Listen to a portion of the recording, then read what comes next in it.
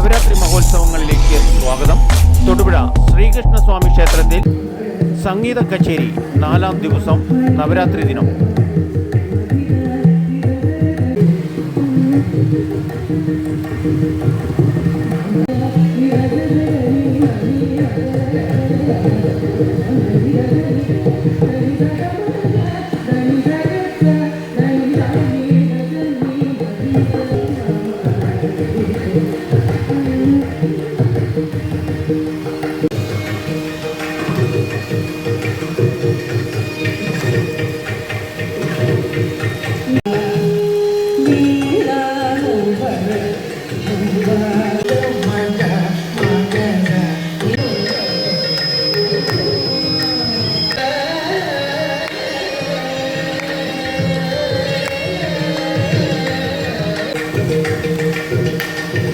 നവരാത്രി ഉത്സവം ആഘോഷിക്കാൻ ഗജവീരൻ ശിവനന്ദൻ തൊടുപുഴ ശ്രീകൃഷ്ണസ്വാമി ക്ഷേത്രത്തിൽ ഭഗവാനെ കാണാനെത്തി.